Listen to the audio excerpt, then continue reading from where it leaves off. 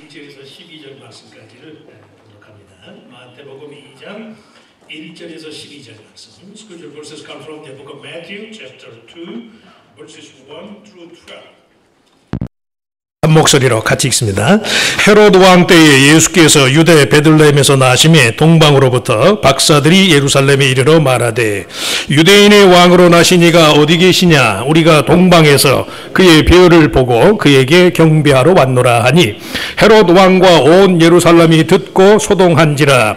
왕이 모든 대제사장과 백성의 서기관들을 모아 그리스도가 어디서 나겠느냐 물으니 이르되 유대 베들레헴이오니 이는 선지자로 이렇게 기록된 바 또 유대 땅 베들레헴 너는 유대 고을 중에서 가장 작지 아니하도다. 너에게서 한 다스리는 자가 나와서 내 백성 이스라엘의 목자가 되리라 하였음이니이다.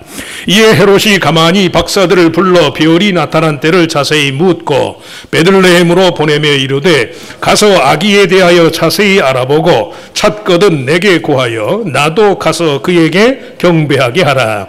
박사들이 왕의 말을 듣고 갈새 동방에서 보던 그 별이 문득 앞서 인도하여 가다가 아기 있는 곳 위에 머물러서 있는지라. 그들이 별을 보고 매우 크게 기뻐하더라. 집에 들어가 아기와 그의 어머니 마리아가 함께 있는 것을 보고 엎드려 아기께 경배하고 보배합을 열어 황금과 유향과 모략을 예물로 드리니라. 그들은 꿈에 헤롯에게로 돌아가지 말라 지시하심을 받아 다른 길로 고국에 돌아가니라. 아멘. 찬양대 크리스마스 특별 찬양.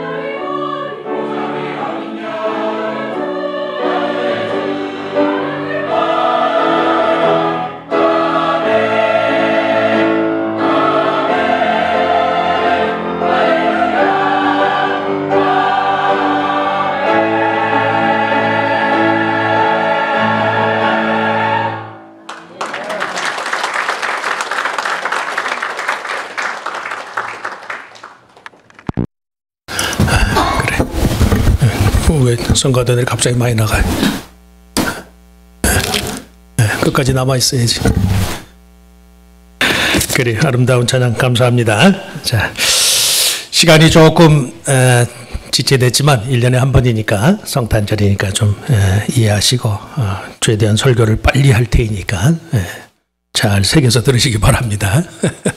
자, 우리 같이 읽은 말씀을 가지고 유대인의 왕으로 나시니, 유대인의 왕으로 나시니라는 제목으로 하나님의 아들 예수 그리스도의 탄생에 관한 성탄절의 이야기가 주는 교훈 가운데 한 가지가요, 권력의 특성에 관한 것이라고 우리가 말할 수 있어요.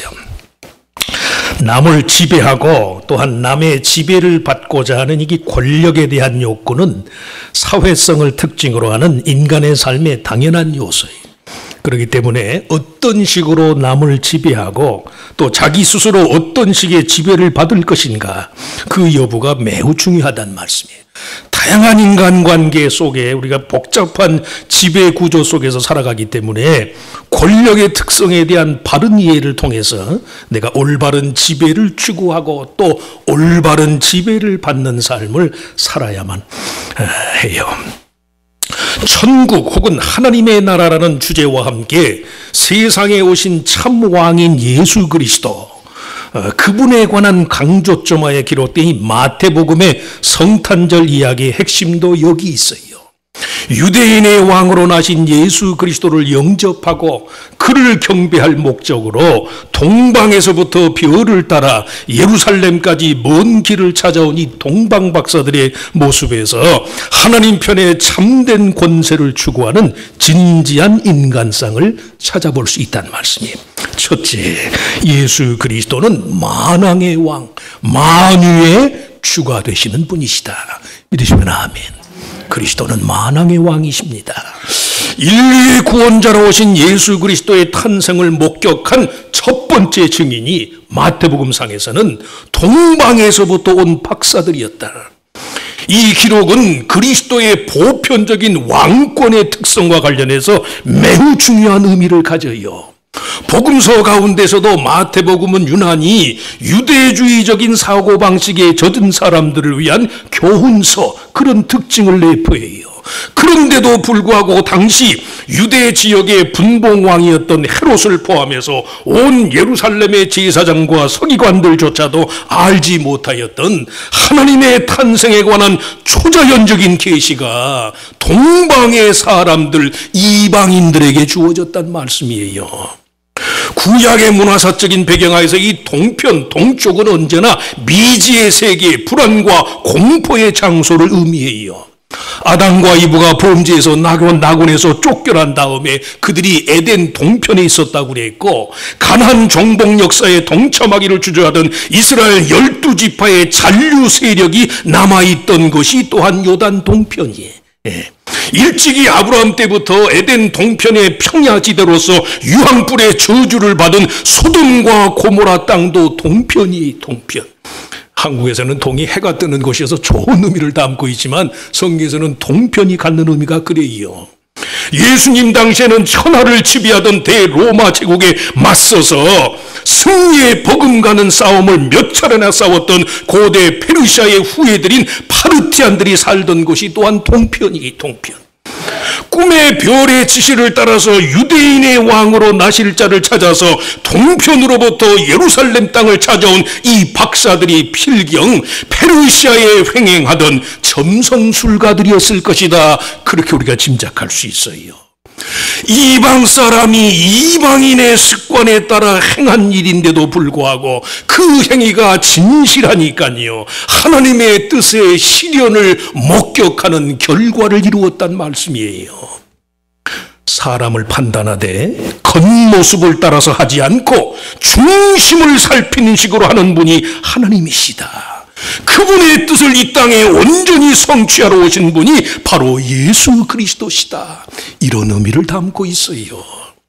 온갖 서로 다른 주의 주장을 앞세우면서도 정작 다양한 가치에 대한 존중심이 없다면 그런 사람이 추구하는 권세와 힘은요, 참된 것이 아니에요. 다르게만 여겨지는 대상이지만 그 나름의 가치에 대해서 충분히 존중하는 마음을 갖게 되면 그런 마음가짐이 결국 모든 사람의 주인인 하나님을 경배하는 마음으로 이어진다는 말씀이에요. 신문지상을 통해서 보셨는지 모르지만 사진 한 장을 제가 좀 이따 보여드릴 텐데, 지난 금요일 날 미국 역사상 가장 백인 우월주의 사고가 강한 대통령 당선자니까 그런 대통령으로 평가되는 이제 45대 미국의 대통령을 도널드 트럼프 대통령 당선자가 대통령의 당선 이후에 첫 번째 골프 라운딩 상대로요, 타이거 우즈를 초청했어요. 뉴스 보셨나요? 예, 플로리다 팜비치에 있는 그 트럼프 골프 클럽에서 지난 금요일 날 골프를 했더라고요. 예. 물론 정치하는 사람이니까 뭐 정치적인 제스처일 수도 있겠지요. 정치적인 제스처일지라도 잘한 일이라고 여겨져요. 잘한 일이라고. 예. 사람을 의식하는 식으로는 어렵지만 하늘에 계신 우리 모두의 아버지가 되시는 하나님의 뜻과 계획을 알고 그 하나님의 뜻을 전제로 하게 되면 우리의 삶에 대안이 많단 말씀이에요. 그 사람 도저히 나하고는 안 맞는 사람이지, 그런 일을 겪고 나서 어떻게 그 사람하고 친할 수 있나? 그건 인간이 대안이 돼서 그래요. 인간이 대안이 돼서. 하나님을 의식하고 살면 달라요. 따라서 한번 해보실까? 하나님을 의식하면 삶이 달라집니다. 달라져요. 믿으시면 아멘. 달라져요. 달라져요. 예수 그리스도의 탄생을 최소한 마태복음에서 맨 처음 아기 예수를 영접하고 그분을 예배한 예배자가요, 이방인이에요. 이방인. 그것도 점성술가였단 말씀이에요. 네. 사람을 의식하는 식으로는 어렵지만 하늘에 계신 우리 모두의 아버지이신 하나님의 뜻과 계획을 알고 그에게는 삶의 대안이 무수히 많다는 사실을 믿을 때 얼마든지 포용과 관용의 삶이 가능해요. 차별 없는 리더십, 배타적이지 않는 권세를 추구하고 그러한 방식의 지배의 원칙을 따르는 삶을 살아야 한다는 말씀이에요. 그것이 크리스마스가 주는 교훈이에요. 둘째, 예수 그리스도는 진리의 가르침을 받아들이는 자들의 왕이시다. 잘 배우는 사람들, 배우고자 하는 자들에게 더 크고 많은 것을 알게 하시는 분이 그분이 바로 주님이에요.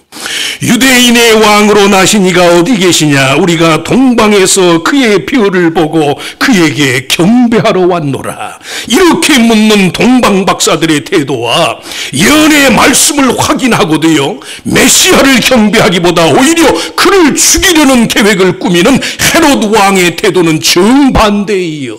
남을 지배하려고만 할 뿐 자기 스스로는 지배를 받지 않는 타락한 인간 본성의 전형이, 동방 박사들의 경우에는 보고 묻고 듣고 경배하는 식의 행위가 일련의 연속적인 행위로 묘사되어 있어요.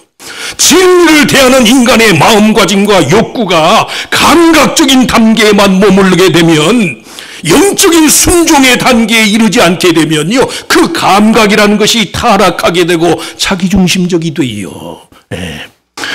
헤롯의 경우처럼 인간의 감각 기능에만 머무는 지식은 자기 숭배적인 특성이 있어서 결국 자신의 유익을 위해서 타인을 억압하고 학대하는 지배의 수단으로 전락되고 말아. 잘 배운 사람들이 왜 교회생활 하기가 힘들까? 그 지식이 거듭나지 않아서 그래요. 지식에까지 거듭나야 합니다. 같이 한번 따라서 해보시지. 지식에까지 거듭나야 합니다. 네. 알되 바르게 하셔야 돼. 배우되 제대로 배우셔야 돼. 왜 안 배우려고 해요? 왜? 지식은 반드시 인간의 감각적 기능을 넘어서 영적인 차원의 경배의 단계로까지 이어져야만 돼요. 그래야만 그 지식이 타인은 물론이고 자신에게 유익한 기능을 발휘한단 말씀이에요. 남에게 못할 짓 하는 사람들 보시라고. 무식한 사람이 그래요? 못 배운 사람이 그래요? 잘 배운 사람들이 그렇게 자기가 아는 지식과 경험을 가지고 다른 사람을 학대하고 이용하는 수단으로서요. 예수 그리스도는 배움이라는 말의 인간성의 가장 겸손하고 온전한 의미를 아시는 분이, 수고하고 무거운 짐진 자들아 다 내게로 오라. 내가 너희를 쉬게 하리라. 내 멍에를 메고 내게 배우라. 그 마음의 은혜스러움과 보상의 여지를 더하시는 분이 주님이에요. 단지 지식의 새로움만을 의미하지 않아요. 삶을 대하는 마음가짐 자체가 자기중심적으로 소유와 정복을 위한 것이 아니라 매사의 배움을 통해서 내가 더 온전해지고자 하는 그런 갈망을 갖게 되고, 그럼으로써 하나님을 대하는 바른 마음가짐의 회복이 이루어진다는 말씀이에요. 여러분 말씀했어요. 자신의 믿음이 우리 교회 장로님들, 권사님보다도 더 낫다고 생각하는 사람은 성경 공부 안 해도 돼요. 왜? 장로님들이 주일마다 성경 공부 다 참석하시니까. 한낱 피조물에 불과한 자가 자기 자신이라는 겸손과 정직함을 통해서 창조주의 이상과 목적을 실현하게 되더라는 말씀이, 동방박사들이 바로 그 예예요. 주님은 그런 사람들에게 하늘의 이상을 알게 하시고 세상의 징조까지도 허락하시더라. 그러실 수 있길 축원합니다. 죽을 때까지 배운다고 그러잖아요. 죽을 때까지. 야, 성경 다 알지 뭐 내가 10번 20번 읽었습니다. 읽어도 삶이 변하지 않으면 아니잖아요. 매일매일 배우셔야 한다는 말씀이에요. 마지막으로 셋째, 예수 그리스도는 생명의 가치를 존중하는 자들의 왕이다. 오늘 본문 1절 말씀의 시작인 헤로드 왕 때에 예수께서 유대 베들레헴에서 나심에, 이 말씀은 인간의 죄성이 지배하는 현실 한복판에 이루어진 하나님의 구원 역사의 시작을 알리는 그런 의미를 담고 있어요. 헤로드 왕과 같은 정치적인 폭력성과 인간의 야수성이 지배하는 현실 상황 속에서도 예수 그리스도의 탄생을 예고하는 하늘의 별을 쫓는 동방박사와 같은 사람들이 구원 역사의 주인공이라는 말씀이에요. 그리스도의 탄생지가 유대 베들레헴이 될 것이라고 미가 선지자가 예언을 했는데, 그 유대 베들레헴이 메시아의 탄생지가 되리라는 이 예언은요, 인류사적인 희망의 표시예요. 유대는 광야거든, 광야. 베들레헴은 떡집. 광야와 같은 인생길이지만 예수 그리스도로 말미암은 영생의 소망을 간직하는 한 인간의 삶에는 얼마든지 생명의 터전으로 바뀔 수 있는 여지가 있는 것이다. 광야 한복판에서 원수들의 목전에서 내게 상을 베풀어 주시고, 시편 23편에 그러잖아요. 동방박사가 아기 예수께 드린 이 세 가지 선물인 황금과 유향과 모략은요, 각각 예수 그리스도의 왕권과 그의 신성과 십자가의 죽음을 감당하는 메시아의 사명을 의미해요. 무시무시한 헤롯의 폭력이 지배하는 예루살렘 한복판에서 가장 나약한 어린아이의 모습으로 오신 예수 그리스도께 만왕의 왕에 해당하는 경배를 드렸다는 말씀이, 그런데 그 후로도 여전히 인간 세상의 폭력은 계속돼요. 오늘 보는 말씀 읽지는 않았지만 동방박사들이 아기 예수께 경배하고 돌아간 이후 헤롯은요, 베들레헴 경내의 2살 안에 사내 아이들을 전부 죽이라는 명령을 내려요. 그 일로 인해서 예루살렘 여인들의 탄식 소리가 얼마나 컸던지, 오래전에 죽은 이스라엘 12지파의 조상 야곱의 아내인 라헬이 아이를 얻지 못해서 슬퍼하던 애곡하는 소리와 같았더라. 마태가 그렇게 기록할 정도니까. 그리스도의 탄생에도 불구하고 현실의 삶의 온갖 타락한 권력의 지배 욕구는 끝이 없어요. 더 심해져가 더. 하지만 그것이 성도가요, 이 땅에 오신 참 왕이 되시는 그리스도의 다스림을 받는 삶을 살아야만 하는 이유예요. 예수님 안에서 참되고 올바른 하나님 편의 권세의 다스림을 받는 자들이래야만 바른 권세를 행사할 수 있기 때문에, 사진에 보시나요? 아이시스 그 자폭 테러들 자폭. 예수 그리스도 안에서 참되고 올바른 하나님의 권세의 다스림을 받는 자들이 바른 권세를 행사해요. 여러분 그런 말씀하죠. 사랑받고 자란 아이는 사랑해요. 냉대받고 차별받고 자란 아이는 냉대하고 차별해요. 차별.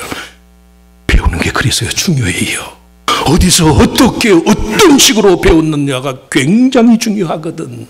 그래서 예수님께 배워야 한다는 말씀이, 차별 없는 마음가짐, 진리이신 하나님의 말씀을 배우고자 하는 마음, 생명을 사랑하는 마음의 회복을 통해서만 자신과 세상을 파멸시킬 자가 아니라 예수님처럼 끝까지 구원하는 자로서의 삶을 살아요. 그게 성탄절의 의미야. 인생이 아무리 상처가 많고 아무리 억울한 일이 많아도요, 예수 그리스도 안에서 성도는 자신을 구원하고 가정을 구원하고 세상을 구원할 자로 부름을 받았다는 말씀이, 이런 마음의 회복이 성탄주일 아침 저 여러분 모두에게 임하시기를 주의 이름으로 축원합니다. 축원합니다. 하나님, 한 해를 끝내는 연말, 주님의 나심을 기념하는 성탄의 기쁨을 되새기게 하심을 감사합니다. 다음 주면은 벌써 2017년 새해를 맞이하는데 2016년 금년 한 해 되돌아보면 아무래도 잘한 것보다는 잘못한 것이 많고 이루어진 것보다는 아직 채 이루지 못한 일들이 우리 주변에 많습니다. 그럼에도 불구하고 그리스도 안에서 하나님께서는 주님을 의지하는 믿음으로 삶의 새로운 시작을, 우리를 사랑하시되 독생자를 내어주시기까지 사랑하시는 하나님의 사랑의 마음을 믿는 믿음으로 새로운 감사와 희망과 새로운 확신으로 삶을 대하도록 원하시는 줄 믿습니다. 이 모든 일들이 내가 주가 돼서는 안 되는 줄 믿습니다. 나는 실패하고 나는 부족하고 내게는 아쉬움이 많다 할지라도 나를 불러 세우셔서 하나님의 자녀가 되게 하시는 그 하나님의 넓은 사랑에는 부족함이 없는 줄 믿습니다. 주님께로부터 잘 배우고 잘 다스림을 받고 하나님께 잘 순종해서 우리가 역시 그 뜻을 이 땅에 구현하는 그런 믿음의 주인공들이 되게 하여 주시옵소서. 성탄의 기쁨이 삶을 정말로 권세 있는 자로 살아가고 하나님의 영광을 드러낼 자로 삶을 살아가는 용기와 다짐과 확신으로 임하는 그런 우리들 모두가 다 되게 하시기를 바라옵고 감사하며 우리 주님 예수 그리스도의 이름으로 간절히 기도하옵나이다. 아멘. 자, 우리 자리에서 일어나셔서